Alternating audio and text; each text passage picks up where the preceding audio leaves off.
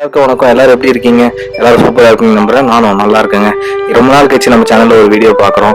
ஏன் அப்படின்னா last time தான் நம்ம கன்னியாகுமரி சீரீஸும் ராமேஸ்வரமும் பார்த்தோம். கன்னியாகுமரியில ஒரு சில இடத்தை விட்டுட்டோம்.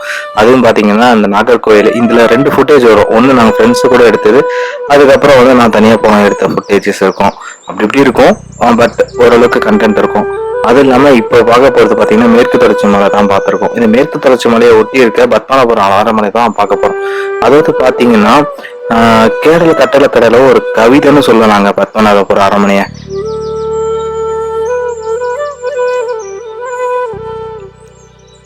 இந்திய கட்டடக்கலைய ஒரு அதிசயம்னு சொல்லுவாங்க பத்மநாபபுரம் அரண்மனை. ஏன் அப்படின்னு பாத்தீங்கன்னா மேற்கு தொடர்ச்சி மலை இருக்குல்ல, அது கடினமா இருக்கும், கரடு முரடா அப்படி இப்படி இருக்கும்ல, அது வந்து ஒரு இயற்கையாவே ஒரு அரண் மாதிரி இருக்குங்க இந்த பத்மநாபபுரம் அரண்மனைக்கு. அதனால இது இந்திய கட்டிடக்கலைன்னு ஒரு அதிசயம்னு சொல்லலாம் இந்த பத்மநாபபுரம் அரண்மனை. இது பத்மநாபபுரத்தோட பழைய பேர் பாத்தீங்கன்னா கல்குளம் சொல்லுவாங்க. அதாவது கன்னியாகுமரி மாவட்டத்துல வேணாடுன்னு ஒரு ராஜ்யம் இருந்ததுங்க. அந்த ராஜ்யத்துல வளமிக்க ஒரு ராஜ்யமா இருந்தது பத்மநாபபுரம். அதுக்கப்புறம் என்ன ஆச்சுன்னா இந்த வேணாடு ராஜ்யம் இருக்குல்ல, இந்த வேணாடு ராஜ்யம் தான் பின்னர் என்ன ஆச்சுன்னா திருவிதாம்பூர் சமஸ்தானமாக புகழ்பெற்றது. இந்த அரண்மனை பாத்தீங்கன்னா 400 ஆண்டு பழமையானது. அது மட்டும் இல்லாம ஆசியாலேயே மிகப்பெரிய மரத்தாலான பெரிய அரண்மனை சொல்றாங்க. அது மட்டும் இல்லாம 6.5 ஏக்கர் பரப்பளவுல இருக்கு. இதுல வந்து 15 மாளிகை இருக்குங்க.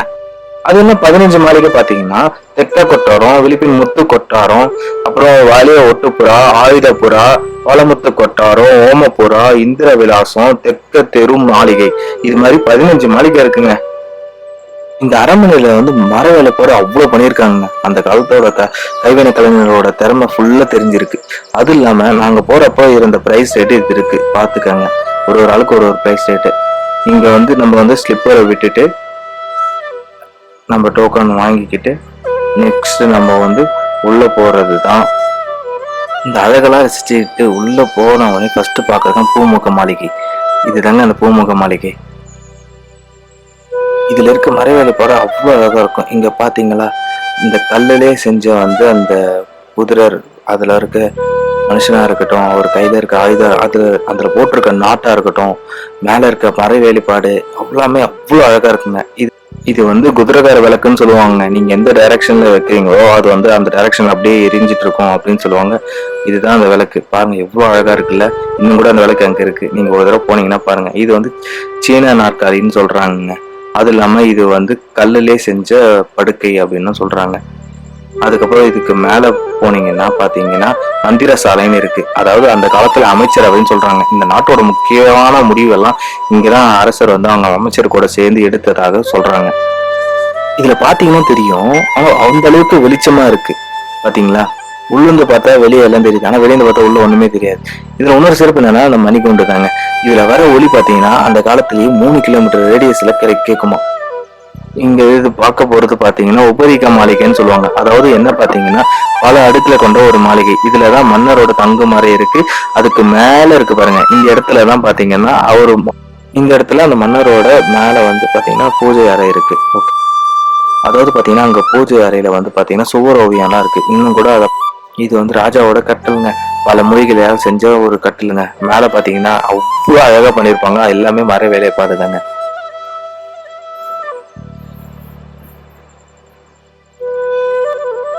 இந்த கட்டில ஒன்னும் ஜூம் பண்ணி காட்டுறேன். அதுல இருக்க வரைபடங்களை நீங்களே பாருங்க.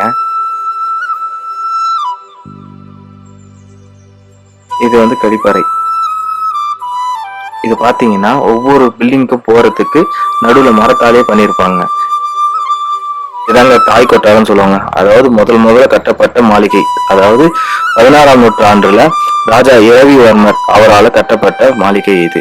இதுக்கப்புறம் இருக்கிற மீதி 14 மாளிகை அப்பப்ப வந்த மன்னர்களால கட்டப்பட்டது.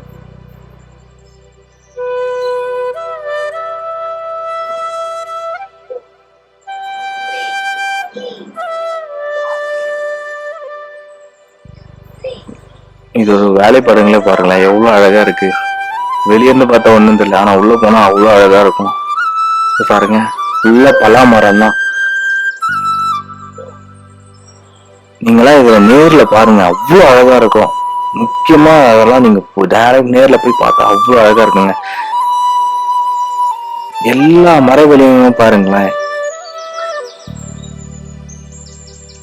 இப்படியும் நம்ம வீட்டுல இருந்தா நல்லா இருக்கும்னு தோணுதுல்ல.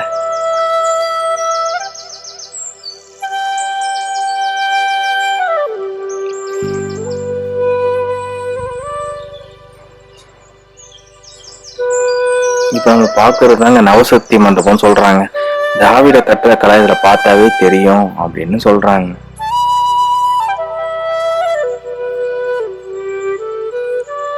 ஏன்னா நான் அந்த டைம்ல வந்து முடிஞ்ச அளவுக்கு மோஸ்ட்லி போட்டோஸ் தான் அதிகமா எடுத்தேன், வீடியோஸ் அதிகமா எடுக்கல. கொஞ்சம் வீடியோஸ் தான் இருக்கும்.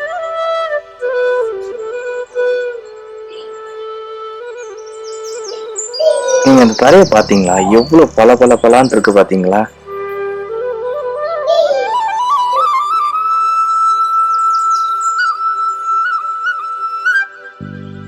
இந்த சிற்ப வேலைப்பாடுக்குள்ள பாருங்களேன்.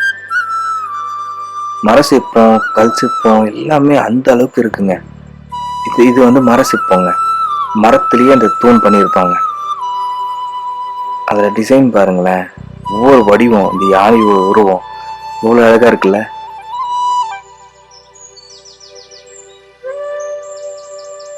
அந்த காலத்துல இருக்கிறவங்க ரொம்ப திறமையா இருந்திருக்காங்க. இப்ப கூட இது பண்ணணும் ரொம்ப கஷ்டம் தாங்க. ஆனா அந்த அளவுக்கு சின்ன சின்ன வேலைப்பாடெல்லாம் அழகா இருக்கு. இந்த நந்தியை கூட பாருங்க, இது தரிசிப்ப மாதிரி இருக்கு. ஆனா இது எல்லாமே மரத்தால பண்ணிருக்கு. இன்னும் கூட அது அப்படியே இருக்கு. அந்த அளவுக்கு பாதுகாக்கிறாங்க. ஒவ்வொரு மலைக்கும் கனெக்ஷன் இருக்குங்க. இது வந்து பாத்தீங்கன்னா அந்த காலத்துல வந்து மன்னர் வீட்டுக்கு வந்தாங்க, மக்களுக்கு உணவு கொடுக்கணும் அப்படின்னாக்கா இந்த இடத்துல போடுவாங்க. கிட்டத்தட்ட 2000 பேர் உட்காந்து சாப்பிடலாமாங்க. இதெல்லாம் சீன ஜாடிங்க, சேமிச்சு வைக்கிறதுக்கு, ஊறுகாய் செய்யறதுக்கு, நெல் அது மாதிரி சேமிச்சு வைக்கிறதுக்கான ஜாடின்னு சொல்றாங்க.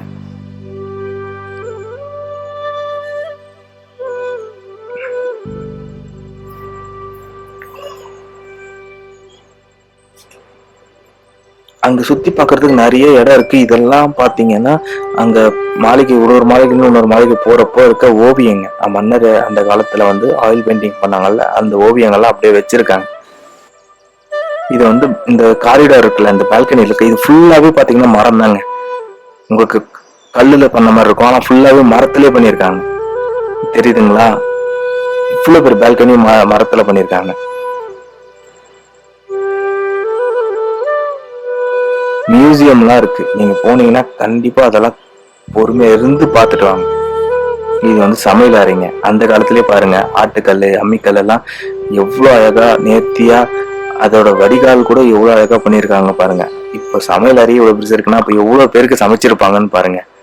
இதுல குறிப்பிடக்கூடிய விஷயம் என்னன்னா, இது எல்லாமே மரங்க. இன்னும் தேதி வரையும் அதை வந்து செல்லடிக்காம எந்த டேமேஜ் ஆகாம பாத்துட்டு இருக்காங்க. இயற்கையும் சரி, நம்ம முன்னோர்களும் சரி, நம்ம வாழ்றதுக்கு நிறைய கொடுத்துருக்காங்க. அதை நம்ம பாதுகாக்கணும். அது நம்ம கையில தான் இருக்கு. நம்ம வரலாறு நம்மளுக்கு ரொம்ப முக்கியங்க. இது மாதிரி இடங்கள் எல்லாம் குழந்தைங்களோட போய் பாருங்க, நிறைய தெரிஞ்சுக்கங்க.